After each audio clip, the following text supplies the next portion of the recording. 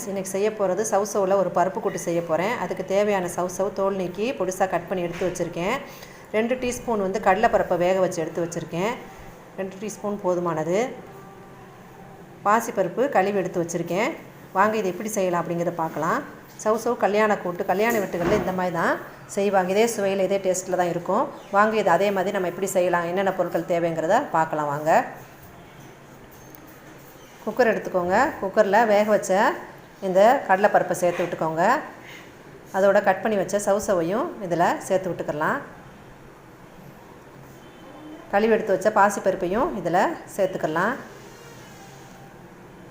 கொஞ்சமாக உப்பு சேர்த்துக்கோங்க. சுவைக்கேற்ற உப்பு சேர்த்துக்கோங்க. கொஞ்சமாக மஞ்சத்தூள் சேர்த்துக்கலாம்.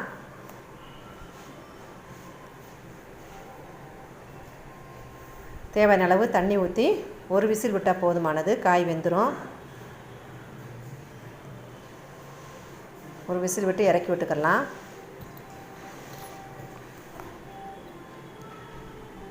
விசில் வரதுக்குள்ளே இதுக்கு ஒரு தேவையான தேங்காய் மசாலா அரைச்சிட்டு வந்துக்கலாம். தேங்காய், ஒரு பச்சை மிளகாய், 2 பல் பூண்டு எடுத்து வச்சுருக்கேன். கொஞ்சமாக சீரகம் எடுத்து வச்சுருக்கேன்.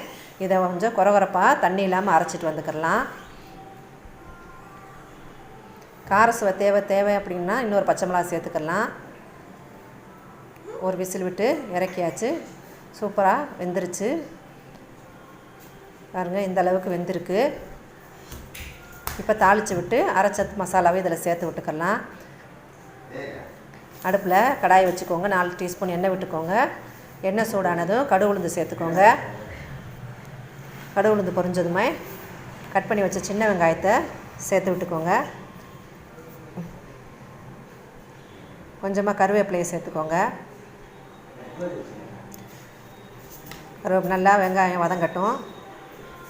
சின்ன வெங்காயம் சேர்த்தா தான் நல்லாயிருக்கும், சுவையாகவும் இருக்கும். வதக்கிடலாம். இப்போ குக்கரில் இருக்க வேக வச்ச அந்த பருப்பு கூட்டை இதில் சேர்த்து விட்டுக்கலாம். சேர்த்து விட்டு நல்லா கிளறி விட்டுக்கோங்க. வெங்காயத்தோடு நல்லா கிளறி விட்டுக்கோங்க. நல்லா கிளறியாச்சு. இப்போ அரைச்சிட்டு வந்த தேங்காய் விழுதை இதில் சேர்த்து விட்டு, ஏற்கனவே உப்பு சேர்த்து தான் வேக வச்சுருக்கோம், அதனால் தேவை இருந்தால் உப்பு சேர்த்துக்கோங்க. மசாலா சேர்த்து நல்லா கிளறி விட்டு மூடி போட்டு ஒரு 2 நிமிஷம் இருக்கட்டும். பச்சை வாடை போக, தேங்காயும் மசாலா பச்சை வாடை போக மூடி வச்சுக்கலாம். சூப்பரான ஒரு சுவையில் குயிக்கான நேரத்தில் ஒரு சவுச்சவு கூட்டு ரெடி ஆயிடுச்சு. கல்யாண வீட்டுகள் இதே டேஸ்ட்டில் தான் செய்வாங்க. நீங்களும் செஞ்சு பாருங்கள். சூப்பரான சுவையில் இது பருப்பு வந்து சாதத்தோடு பிசைஞ்சு சாப்பிட்டுக்கலாம். சைடிஷாகவும் வச்சுக்கலாம். காரக்குழம்பு இவங்களுக்கு ஏற்ற ஒரு டிஷ்ஷு இப்போ ரெடி ஆயிடுச்சு. நீங்களும் இது மாதிரி செஞ்சு பாருங்கள் ஃப்ரெண்ட்ஸ். ட்ரை பண்ணுங்கள். பிடிச்சிருந்தால் லைக் பண்ணுங்கள், கமெண்ட் பண்ணுங்கள், சப்ஸ்கிரைப் பண்ணுங்கள்.